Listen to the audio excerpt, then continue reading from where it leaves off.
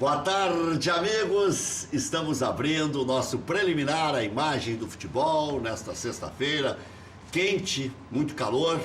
Você que vai sair para a praia depois do programa, obviamente, vá com cuidado, não tenha pressa. O mar está lá lhe esperando e às vezes o cara tem pressa para chegar lá e não fazer nada. Então, não há essa necessidade de sair atropelando todo mundo. Tenha a sensibilidade que as outras pessoas e você e a sua família tem que chegar também. Bom, estamos recebendo aqui o Dr. Roberto Sigma, que é o nosso convidado central, Geraldo Andrade, que vai nos ajudar a entrevistar o Dr. Roberto Sigma, Maurício Freitas, que é nosso companheiro de todos os dias aqui, tanto ao meio-dia quanto à noite. Dr. Roberto Sigma, o senhor vai bem? Tudo bem. Aqui numa sexta-feira. Dá para tirar uma folguinha assim no meio? No meio do trabalho, né? No meio do trabalho. Mas é uma honra, uma satisfação. Eu tenho vindo com uma certa frequência nesse programa, então para mim é muito bom falar. Quero saber se depois que o senhor se eleger presidente do Internacional, o senhor vai continuar nos dando frequência.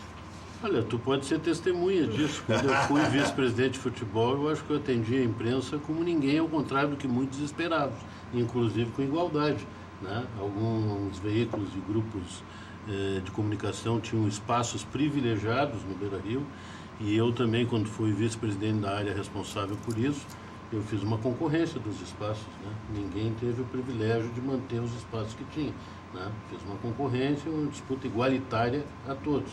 Essa era a reclamação e eu fiz assim. Estava armado já. Ele sabia que vinha essa pergunta. A resposta estava na ponta da língua. A resposta que ele deu significa que já é candidato nesse momento, né? Não, eu tenho dito o seguinte, né? O grupo vai ter um candidato. Sim. O grupo vai ter um candidato. Provavelmente essa candidatura, né, segundo o compromisso que nós temos, ela se estabelece a partir de uma pesquisa, né, junto aos sócios do Internacional, né? Então, mas isso, ser ou não ser candidato, né, é o de menos. O que eu não tenho é aquela frescura que todo mundo tem de dizer o seguinte, né? Meu nome está à disposição, se quiserem eu sou. Não, eu gostaria muito de ser candidato, eu gostaria muito de ser submetido aos associados do Internacional no pátio do Beira-Rio, porque eu tenho absoluta certeza... O senhor é favorável à cláusula zero? Eu sou a favor da cláusula zero. Mas por que tanta gente é favorável e por que não se implanta no Beira-Rio, não se implanta no Grêmio? Porque o sistema existente, que é um sistema de um conselho que é formado através, né, das composições de ocasião e das composições em troca de favores, etc., no conselho, impede que essas cláusulas mais progressistas sejam aprovadas, né, por uma razão muito simples: manutenção do poder.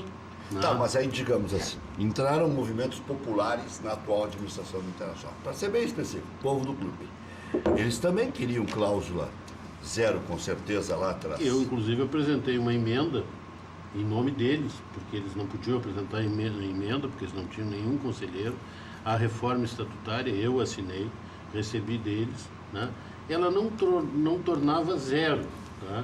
Mas ela estabelecia a possibilidade de candidato que viesse por fora da estrutura do clube.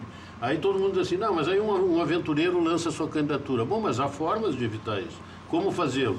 Olha, se eu, Roberto Sigma, recolher a assinatura de 1.500 sócios do Internacional, né, ou de 10, 15 conselheiros, etc., eu não sou aventureiro. É muito difícil alguém fazer isso. E de mais a mais, né, esse discurso já serviu para evitar que muita gente fosse candidato. Na realidade, nós temos que submeter ao associado do clube as pessoas que se dispõem a ser presidente do clube. Eu não pude ir para o pátio na eleição passada, tinha pesquisa que dizia, e esse era o maior temor tanto do Vitório Pífero como do Marcelo Medeiros, que eu fosse para o pátio, né? Porque sabiam que se eu fosse para o pátio eu ia ser um candidato duro de derrubar. Então, quer dizer, não adianta ter a simpatia e o apoio do torcedor, né? Além de ter a simpatia e o apoio do torcedor, tem que consertar um conjunto de forças dentro do conselho para ser candidato. Doutor Sigma, o senhor acha que o torcedor já assimilou melhor o seu jeito de ser? Porque o que acontece? Antigamente, aquela história de jogar sujeira para debaixo do tapete, ou falar não falando, ou não falar tudo, era a moda, né? Agora parece que isso aí não pega mais, tem gente graúda na cadeia, o consumidor não compra qualquer coisa, se comprar um negócio meio estragado ele já quer a devolução. Então, as coisas estão, pelo jeito, em alguns aspectos as coisas pioraram. É que não é à toa, mas em muitos melhoraram. Não é à toa, né? Eu digo isso já com alguma frequência e repetidamente, que o futebol tem servido para grandes podridões na sua estrutura, que começa na FIFA, que não há dúvida disso, e vai acabar muitas vezes no menor clube de futebol que tem aí alguma cidade, algum município, né, do Brasil ou de qualquer outro país, né, passando pela Comebol, passando pela CBF e assim por diante. CBF que agora é 9001. E por que isso acontece, Rec, né, e meus companheiros de mesa? Por uma razão muito simples, porque o futebol lida com a paixão. Então o sujeito querer ser correto, querer ter correção no futebol, chega num determinado momento, quando ele bate com o status quo... Fica enfadonho. Não, algum vivaracho, né, como dizia minha avó, né, pega e diz assim, não, mas se tu tá falando isso, não é contra o clube. Então, tu não é, entende? Tu tem que ser colorado, tu tem que ser desse ou daquele, São Paulino, tem que ser corintiano, e esse assunto não pode ser levantado, senão tu vai enxovalhar a imagem do clube. Olha, esse discurso, que muitas vezes foi feito em várias outras instituições, e não só no futebol, mas no futebol ela cabe como uma luva, porque ela lida com a paixão, o que o torcedor quer ganhar, né? O que esse discurso permite? Que vá tudo para baixo do tapete, né? Que vá tudo, olha, vamos fazer, nós queremos, o que o torcedor do Internacional quer este ano? Ganhar o Campeonato Brasileiro, não é isso? Você cairia como uma luva, né? Então, olha, o preço disso, que seja a pacificação na cabeça dele, que seja perdoar a gestão essa que rebaixou o clube, é isso que ele quer. Ele quer ganhar título. É a única coisa que ele quer, ganhar título. Mas eu acho, e aí tu tens razão, que a sociedade, do modo geral, ela está evoluindo. Ela está vendo que esse tipo de comportamento não dá. Porque sai um aventureiro e vem outro. Tem começo, meio e fim isso aí. Não, e sai um e entra outro. Entende? Isso passa a ser uma prática que não leva à grandeza da instituição. Então, o meu jeito, né? Claro que eu não sou sabonete, né? E o Internacional durante muito tempo teve, né, a política e a doutrina do sabonetismo, digamos assim, né? Não brigar com ninguém, não acusar ninguém, não apontar responsabilidade. E não é brigar por brigar, porque eu já discuti com muita gente lá dentro, por exemplo, o falecido Paulo Rogério, que era meu amigo, né? Nós tivemos grandes discussões, mas era meu amigo, entende? Porque tem que separar as coisas. Uma coisa é ter convicção, uma coisa é ter ponto de vista forte, tem o outro ter o direito de falar a verdade. Isso, e o outro é sempre ter inimigo, não tem inimigo, né?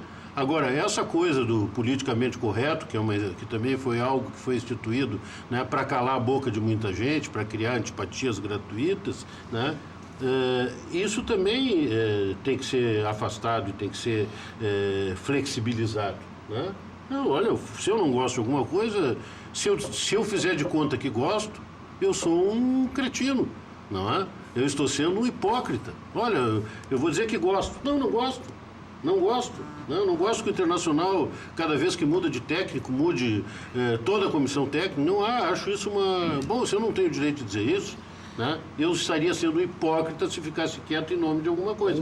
E se esse é o preço de ser presidente do Internacional, embora seja uma coisa que eu quero, embora seja uma coisa... Eu tenho 28 anos de conselho, 12 anos como vice-presidente do clube, ao longo da minha vida eu compus, né? O senhor não é jubilado ainda? Não, estou quase. Né? É ruim ser jubilado. A idade chegou, né? É ruim. Cair no box, ser assaltado no mercado público, né? Entrar pela porta da frente. E ser jubilado é ruim, né? Doutor Sigma, embora o senhor tenha dito... No box é muito bom. Esses dias agora... O cara tá sozinho, não consegue levantar. Entre o Natal e o Ano Novo eu carimbei mesmo. Eu tive o segundo carimbo no passaporte. Primeiro fui cair no box. O segundo eu estava entrando no mercado público, tinha recebido um dinheiro no escritório, tinha posto aqui, não era muita coisa, mas tinha posto no bolso, né? Quando eu vi, encheram a mão no meu bolso, eu tinha... Bom, agora carimbaram pela segunda vez, né? Porque só faz isso com quem tem cabelo branco, quem tem gente velha, né? Daí, contigo não faz. Né? Não, mas eu já estou branqueando também. Já está branqueando. Mas com o Maurício não faz. Vai, Geraldo. Doutor Sigma, embora o senhor diga que o grupo que vai escolher um candidato, nós todos sabemos, e o senhor sabe disso, que o seu nome é muito forte. O senhor tem uma postura, o senhor tem um perfil. O que o senhor acha que o Internacional tem que mudar hoje? Por exemplo, uma pergunta que eu lhe faço. O fato do Inter ter ido para a Série B, ele se apequenou como clube? O senhor acha que tem que mudar esse perfil do Internacional? Não resta dúvida que ter ido para a Série B apequenou o clube, tá? Mas se tivesse à época, né, e no ano seguinte, um projeto, digamos assim, toda uma estratégia de reerguimento da autoestima colorada, eu acho que, assim, eu sempre tenho dito isso, a Série B poderia ter sido uma grande oportunidade para o Internacional ter crescido frente aos seus torcedores, tanto que alguns clubes crescem muito, inclusive, em número de sócios, né? Nós não fizemos isso, né? Nós cometemos alguns erros com contratação de técnico, com contratação de guto, entende? Nós fomos mal, nós não tivemos um discurso forte de reerguimento do clube, mas eu não estou aqui acusando ninguém, cada um tem seu estilo, cada um tem o seu jeito, mas o Internacional, eu acho que ele tem tudo para retomar, né? Quando nós assumimos em 2000 e depois de 2000 o Internacional, que era um grupo de pessoas, né? Onde estava, né, Fernando Carvalho, Vitório Pífico, Carlos Papaléu, eu e tantos outros, né, que participavam, né, só apenas tentando identificar quem era esse Giovanni Luiz, quem era o grupo de pessoas, né? Nós estávamos unidos, no primeiro momento deu muito certo, né? A primeira coisa que nós pensamos como estrutura, né, depois daquele primeiro ano que foi difícil, né, foi de reerguer, nós chamávamos de resgatar a autoestima colorada, né? E isso tanto funcionou que nós chegamos aos 100 mil sócios. Esse projeto tem que ser resgatado, né? Isso é uma coisa. Se estancou esse projeto. Isso estancou, né? Ao contrário, né? O Internacional, como tu disseste, ele diminuiu, né? Segunda coisa, eu acho que o Internacional precisa de uma série de medidas administrativas modernas, atuais, que não estão sendo adotadas. Por exemplo? Por exemplo, a profissionalização do clube. Chega de ter um monte de vice-presidência, tá? E não ter profissionais. Esses dias me perguntaram, mas vem cá, o teu grupo é um grupo pequeno, mas o I9 defende há muitos anos a profissionalização. Como é que tu administraria o Internacional se tu fosse presidente? Olha, pegando a palavra-chave do I9, que é profissionalização, eu contrataria. O Internacional tem dinheiro, gasta dinheiro em tanta bobagem, contratando jogador. Começa com o CEO, Mas olha, gente bala. E com autonomia e capacidade, porque lá na época do Giovanni, quando foi contratado o Odi Cunha, que era uma ideia do CEO, né, quando ele saiu de lá, ele não conseguia emitir uma passagem aérea para ele, para o Rio de Janeiro, de tão cerceado que ele estava, né? Porque, claro, porque a existência de um CEO, ela rompe com o método de administração do clube e rompe com interesses que tem de fora, muitas vezes, com relação à administração do clube, e foi exatamente o que o Odi fez, entende? Quando ele combinou comigo que nós teríamos um orçamento no futebol, né, isso contrariou muita gente. Então, a primeira coisa que eu faria era essa, de profissionalizar setores do clube. Olha, eu preciso de um cara de marketing bala, eu preciso de um cara na parte de finanças que seja bala, preciso de um cara na área de futebol, de administração de futebol que seja bala e assim por diante. E um CEO que controle tudo isso. Precisa cargos políticos? Precisa, mas não precisa tantos, entende? Não, por isso que tem um conselho de gestão, não precisa tantos. Tem muitos cargos políticos, nós temos que virar essa página, né? E o Internacional tem que ser administrado, porque senão, sabe o que acontece, né? A gente fica agindo como agem os governos. O governo, para governar, ele precisa base de apoio. Para ter base de apoio, ele precisa dar cargo, né? Esse vai ser presidente disso, esse vai ser vice-presidente daquilo. O senhor terminaria com isso? Terminaria, e esse é meu jeito e eu não tenho por que mentir. Mas dizendo isso, o senhor acha que o senhor se elege? Acho que sim, se tem Colorado lá bem intencionado. Tipo que é o povo que vai votar. É o povo que vai votar, mas os conselheiros hoje têm capacidade de entender isso. Porque o que está acontecendo no Internacional? Tu mesmo disseste, né? Os grupos nascem lá como grupos de oposição e depois são cooptados a qualquer custo. Não há um programa. Bom, agora, Convergência foi um, povo do clube foi os dois exemplos mais recentes. Pois é, mas e qual é? Não há nenhum mal em qualquer atividade em unir pessoas, mas tem que unir em nome de alguma coisa. Em nome do que houve essas uniões, né? Em nome de um programa, em nome de um método de governança, em nome de uma consigna, de uma proposta de popularização, de reforma estatutária? Não, né? Foi união como se nós dois saímos daqui de braço cruzado para comer um churrasco. Só para isso. Mas, doutor Sigmund, o senhor citou agora o Conselho de Gestão do Inter. Nesse primeiro ano do Conselho, você percebeu alguma mudança no modo de governar o clube ou ele segue ainda muito presencialista? Tem uma coisa, Maurício, que é fundamental, que eu acho que isso foi um avanço na legislação do futebol com o Profut e com esse conselho de gestão. O conselho de gestão, tá, ele é solidariamente responsável pela má gestão do clube, entende? Então, hoje tem gente muito responsável no Conselho de Gestão do Internacional. Os que eu conheço são pessoas, né, com anos de serviço prestado para o Internacional, empresários, né, advogados, pessoas com assim, capacitação e respeitabilidade social muito grande. Olha, e por isso que melhorou a gestão, né? Se alguém pisar no tomate agora, do ponto de vista da má versação dos recursos do clube, de alguma aventura financeira, de algum desvio de finalidade... Alguém vai pular. Não, alguém vai pular, porque o dele, entende, no bom português, está junto no caminho da seringa, entendeu? Então ele tem que cuidar desses aspectos. E são pessoas que têm patrimônio, são pessoas que e o seu patrimônio responde. Então isso é muito bom. Isso é bom que o torcedor entenda, né? O que eu lamento, Maurício, é assim, muitas vezes, e eu disse isso, né? Eu disputei a eleição dentro do Conselho com o Vitório Piffe, né? O dia da eleição no pátio estava todo mundo berrando, o campeão voltou, como se ele tivesse ganho algum título para o Internacional sozinho.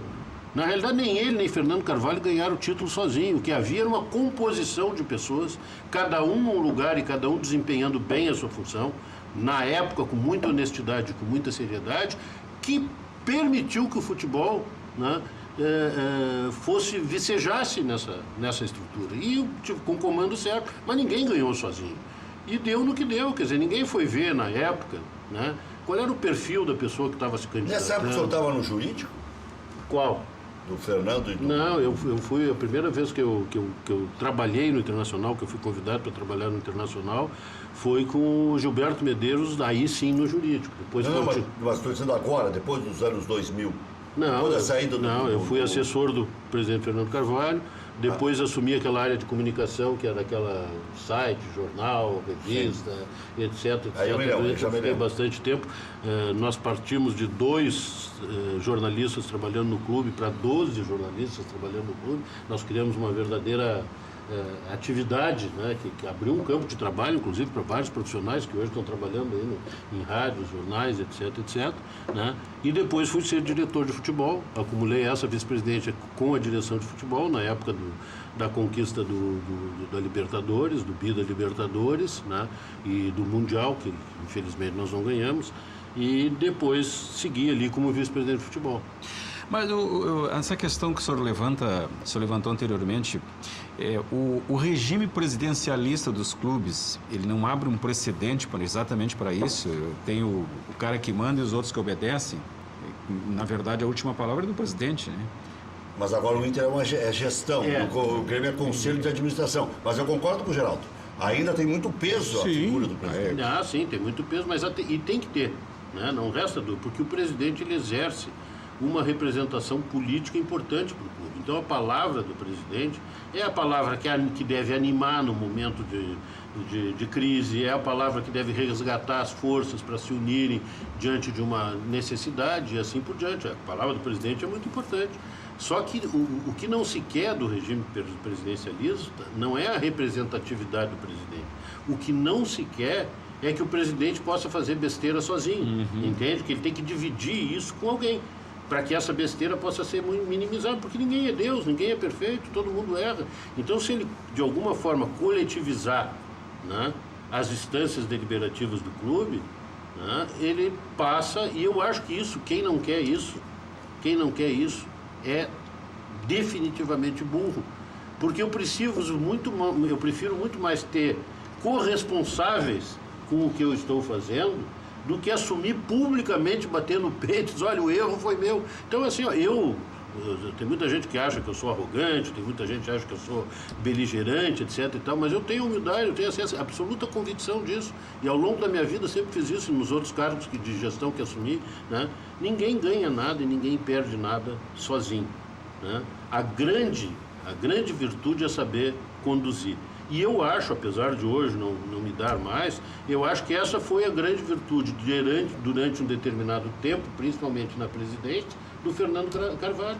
Ele sabia conduzir, porque o cara ia lá reclamado, não sei o quê. Ele fazia aquela cara de paisagem dele, como se estivesse olhando para o nada, ouvia, o cara reclamar, vou ver, não sei o quê. Ele tinha capacidade de fazer isso, né? Acho que tinha capacidade em outras áreas, né?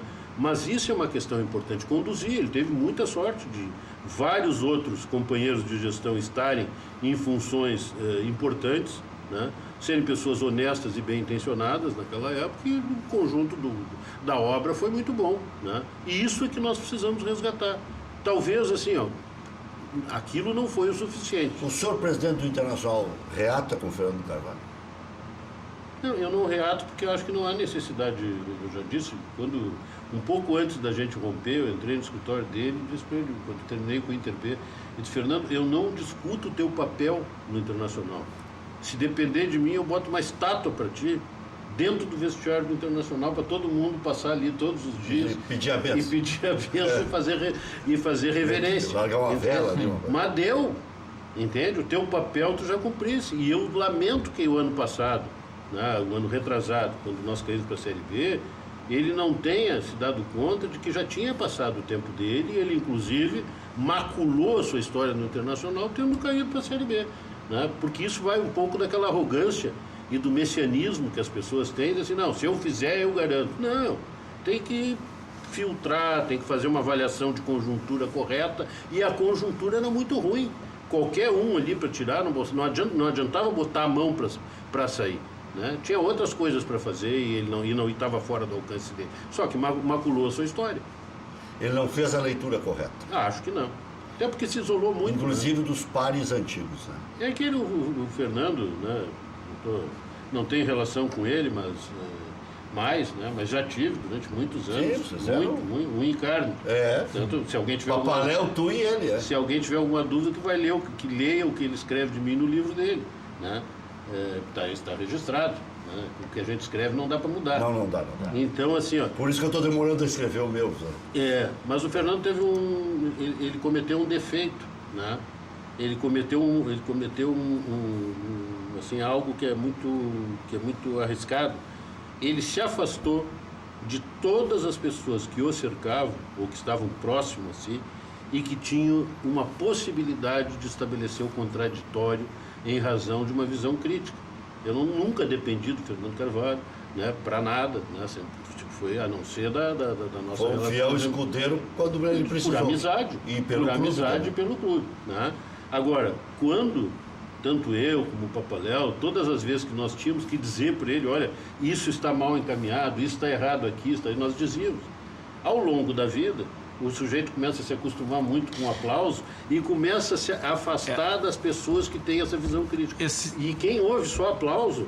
Esse distanciamento do senhor com o Dr. Fernando Carvalho, ele ficou só sob o ponto de vista administrativo ou entrou no cunho pessoal também? Não, pessoal. Acabou de dizer que não tem relação. Nunca mais falei com ele. Nós temos uma ligação muito estreita, né? Muito estreita.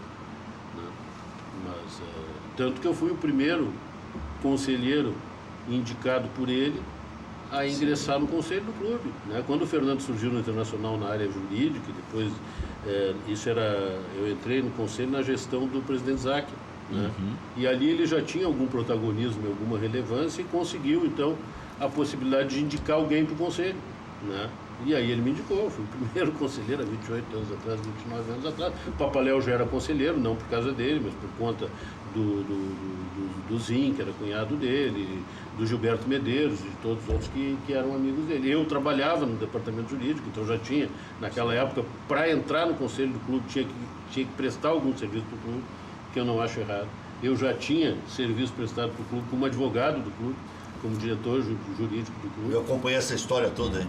Desde 1985, com o Gilberto Medeiros, cheguei para pagar títulos e não ganhar. E já tinha crise econômica no Internacional na época. Já tinha coisa para fazer para ontem. Quer dizer, é que não existia tanto dinheiro. Era uma dívida que ainda ficaria sempre sob controle pelo patrimônio, a relação custo-benefício e tal, né? Mas hoje, se não aplacar isso, todo ano 60 milhões de déficit não dá. Mas também era uma época, né, que os recursos disponibilizados para clubes eram muito reduzidos, assim, recursos que eu digo recursos administrativos. Sim. Né? Por exemplo, na área do marketing. Quais eram as grandes iniciativas do Internacional e que era que todos os clubes podiam Raspadinha, fazer? Não, era o posto de gasolina do Internacional com a lavagem aquela, era a adega da Beira que tinha ali dentro, que eram grandes iniciativas de marketing, entende? Era um negócio assim, o Internacional é grandioso, porque tem uma adega que vende vinho, tem uma churrascaria, tem uma pizzaria, churrascaria Saci, tem não sei o que, era esse. Hoje não. Então, assim... Eu dancei lá no Chopão. Sóbrio. Sóbrio? Não, Mais ou menos. Mas o que Pula eu essa acho, parte. hoje, o que a tecnologia disponibiliza para os clubes em termos de alternativas é muita coisa. Então, quem não correr atrás do que existe hoje em termos de atualidade, de modernidade, vai sucumbir. E os clubes hoje estão se cercando de grandes profissionais, né? Sem dúvida. Hoje, por exemplo, para citar o co-irmão do Internacional, o Grêmio, o CEO hoje está indo no vestiário. Mudam. Para saber qual é a realidade que ele está lidando. Antigamente contavam para ele como era o vestiário. Agora ele vai lá, fica num canto. Em muitos casos nem contavam, né? Pois é, essa contavam pela metade. Essa é outra coisa que eu indago, né, e sempre fui contra. Existe um dogma, o futebol é estruturado, né, futebol, eu digo os clubes de futebol, ele é estruturado em alguns dogmas, né, que são assim, são dogmas, por isso são dogmas intocáveis, inafastáveis, inarredáveis. O primeiro exemplo, né, o vestiário é intocável, ninguém pode ter acesso ao vestiário, só fulano, beltrano e ciclano. Isso é ruim porque cria uma área, né, com uma subestrutura, às vezes maior do que o próprio clube. Né? Pô, o presidente às vezes não sabe por que o jogador está jogando. É um mistério, eu me lembro, eu dizia isso muitas vezes. Né? O falecido Mário Sérgio se orgulhava de não deixar dirigente entrar. Eu me lembro, né, isso eu disse quando fui vice-presidente de futebol, eu digo que tem uma coisa que me chama muita atenção. A informatização geral aplicada atualmente me permitia, como gestor, né, como administrador do Tribunal Regional do Trabalho aqui da 4ª Região, na época, né, ou como juiz, ou hoje como advogado, apertar um botão e saber o que está acontecendo com milhares e milhares de processos, milhões de processos que estão arquivados e que estão no Brasil inteiro. E eu não conseguia ter acesso a um contrato do jogador. Por quê? Porque tudo no clube estava modernizado e informatizado, menos o futebol, porque o futebol tinha que ser assim. Então eu vi de tudo. Eu vi prorrogação de contrato de jogador prometido e anotado num guardanapo de uma churrascaria, né? Então, assim, isso é antagônico à ideia que se tem de organização. Isso só serve a um propósito, que é o propósito de manipulação, não ao propósito de uma boa gestão e não ao propósito, né, de progredir e prosperar numa administração. Doutor Roberto, quero fazer uma pergunta ao senhor com relação ao futebol.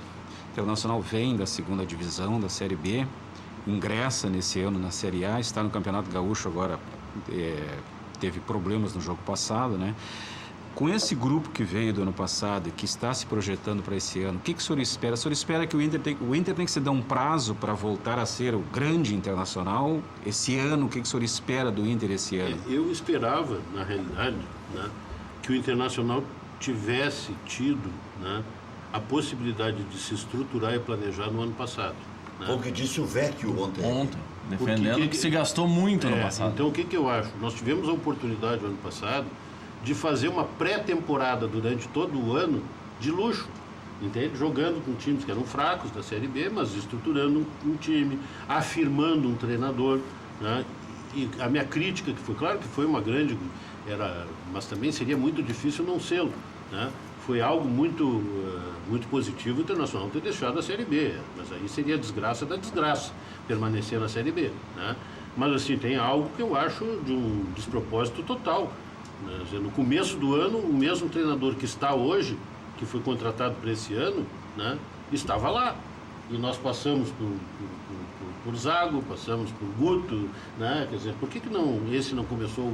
Se havia convicção de que esse era o cara, por que nós não começamos com ele todo o ano passado, que eu já vim com uma ideia de time né, começar esse ano azeitado. E o que poderia ter o Zago e o Guto a mais do que o Odair?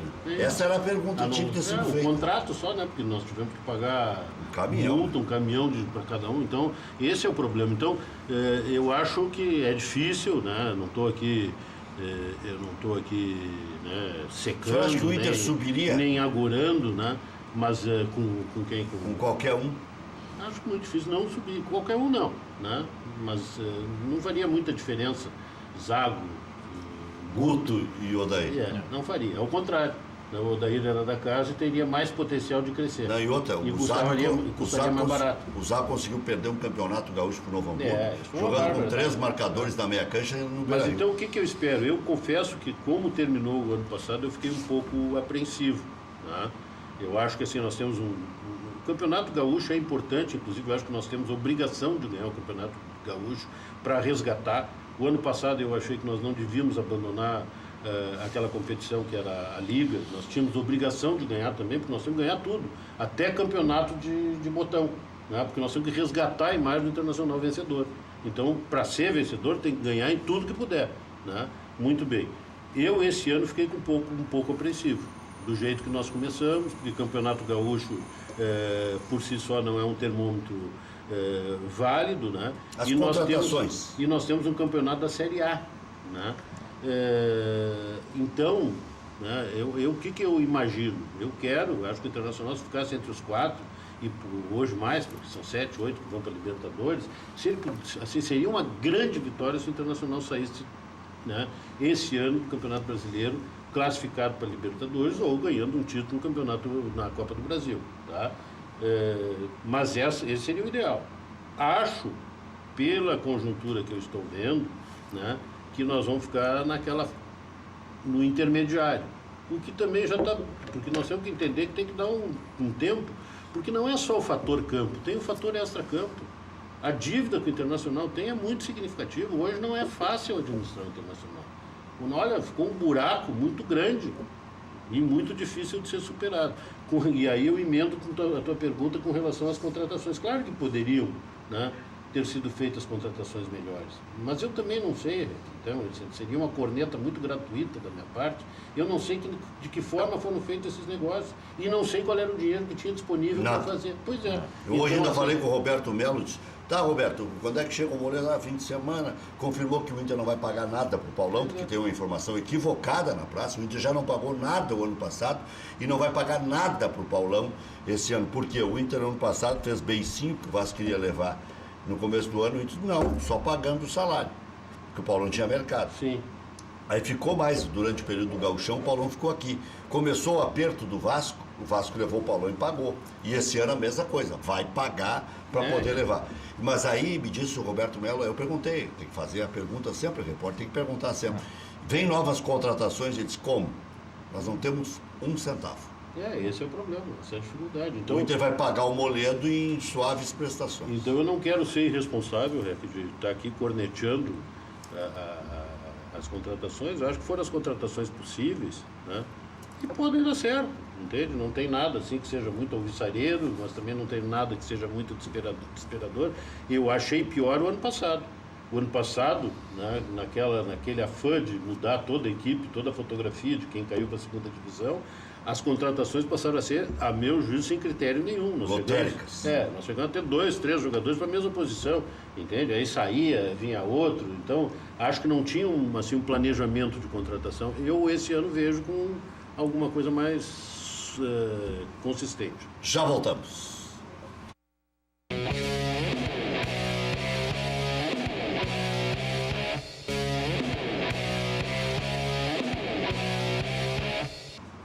Técnico César Bueno trabalha a equipe com 3 alterações para enfrentar o São José no Passo da Areia. Saem Guilherme Guedes, Jean-Pierre e Isaac.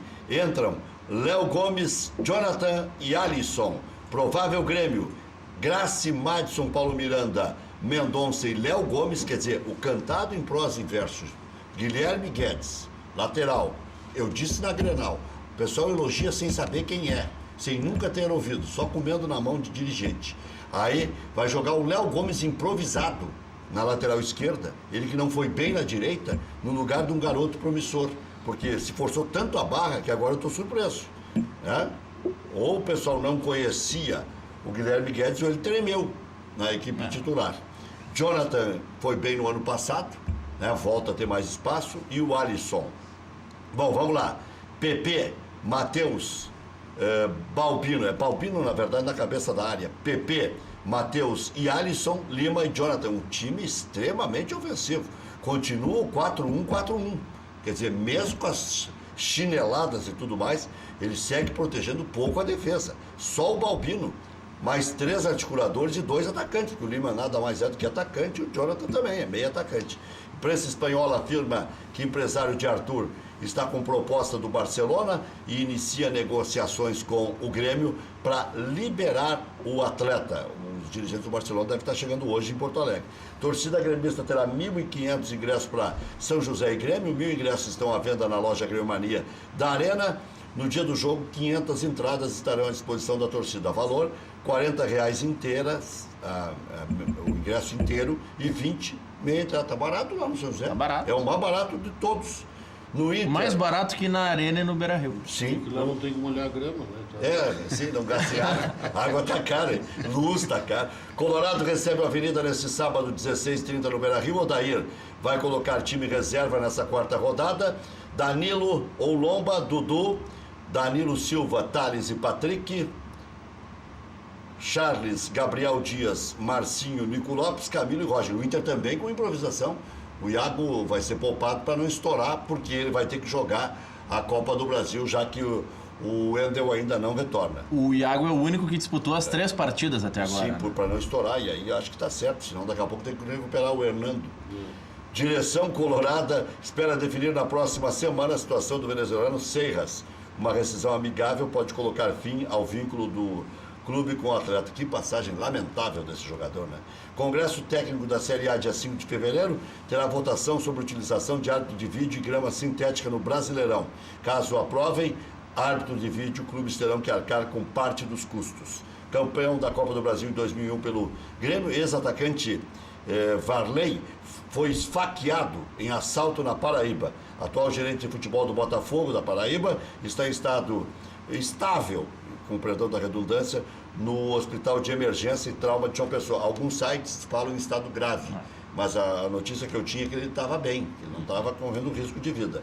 Ex-zagueiro Lugano deve ser confirmado como dirigente no departamento de futebol do São Paulo. O uruguaio atuará ao lado de Raí, Ricardo Rocha, no tricolor paulista. Alain Ruiz acertou retorno ao Colón da Argentina, tentou vir para o Grêmio, ele tenta sempre. Atleta foi emprestado pelo Sport com opção de compra pelos argentinos em 7 milhões de euros, um custo de 200 mil euros pelo empréstimo. Contratação mais cara da história do River. Lucas Prato sente o joelho e pode desfalcar o clube argentino na estreia da Libertadores. Diário Olé fala em ausência por até 48 dias. Já voltamos.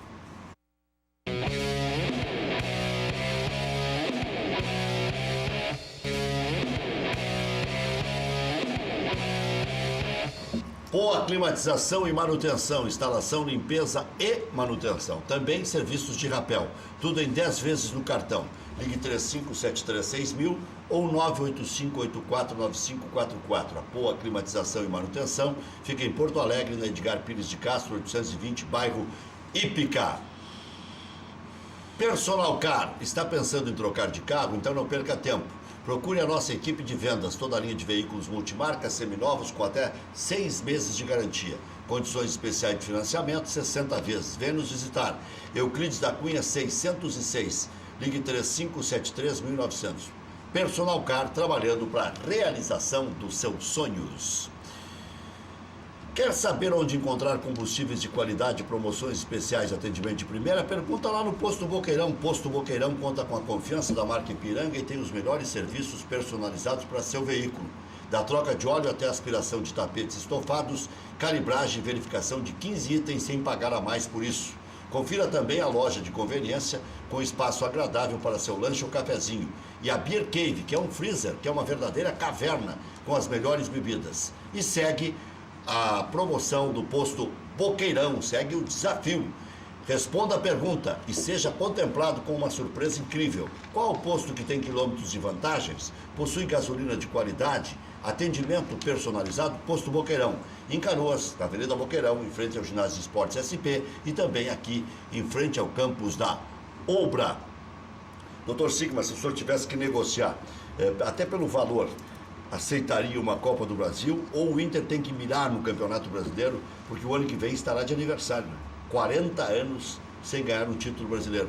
O Inter, quando estava no 9º campeonato, contando 71, 2, 3, 4, 5, 6, 7, 8, 9, quando estava no 9º campeonato brasileiro, o Inter já tinha ganho 3. Sim.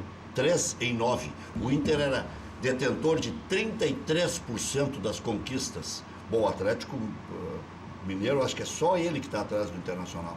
O Atlético Mineiro são 47 anos agora que não ganha o Campeonato Brasileiro.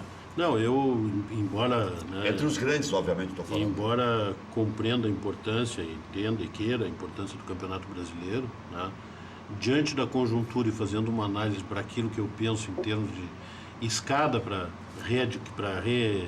resgatar essa questão do orgulho colorado, eu iria na Copa do Brasil, né, porque ela é mais fácil. O senhor acha que ainda é mais fácil? É mais fácil. Com essa dinheirama toda em jogo? É mais fácil e mais rápido. São menos confrontos, né? Eu não sei se é mais fácil. Se arrancar bem no Campeonato Brasileiro. O problema do Inter, eu estava dizendo hoje pela manhã na Rádio Grenal, não sei se o senhor concorda.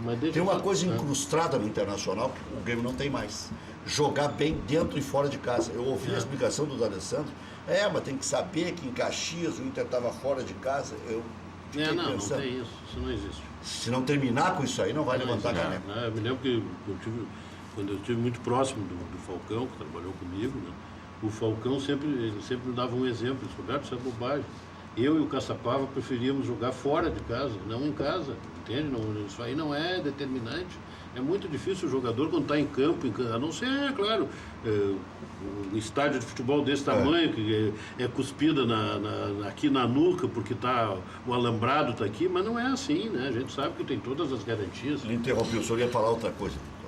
Não, eu acho o seguinte, não é o que eu quero, tá? Eu sempre faço questão de dizer isso, porque as pessoas, às vezes, quando a gente assume uma postura mais crítica, pensam que a gente está secando. Não é o que eu quero que o Internacional seja campeão de tudo, mas eu sou realista, né? E eu acho que não resta dúvida que o Internacional vai ter uma sequência de uma sequência de 2, 3, 4 derrotas. Isso é porque todos têm. Não há quem não tenha, entende? E eu não sei, esse é meu temor, se a estrutura hoje existente, a começar pelo técnico, ela está suficientemente afirmada e reforçada ao ponto de não gerar uma crise. E se isso gerar uma crise é muito ruim. A Copa do Brasil ela é mais rápida, não dá tempo disso, entende? Se embalar, vai. Então, claro, nós estamos falando de uma hipótese aqui que é inexistente, né? Uma fantasia. Se tu pudesse negociar em nome do clube, né? Negociava toda vez a Copa do Brasil, que é muito mais rápido, estaria na Libertadores do ano seguinte. Que se fala, focar mais na Copa do Brasil. Mas isso eu não... Tu fizesse colocasse uma alternativa, né? Uma inexistente, mas eu sou contra essa coisa de focar. Acho que tem que focar em tudo. Estou com o Paulo Paixão. Hoje, o jogador de futebol é um atleta de alta performance. Então, ele tem que ter preparado, tem que disputar todas as competições que tem pela frente. Isso é bobagem. Ficar escolhendo, corre o risco de não ficar com nenhum. Obrigado, Geraldo Andrade. Obrigado, Maurício. Até às 19 horas. Obrigado, doutor Roberto Sigma. Bom final de semana. Sempre na paz, hein? Os principais episódios violentos acontecem no final de semana. Preserve-se.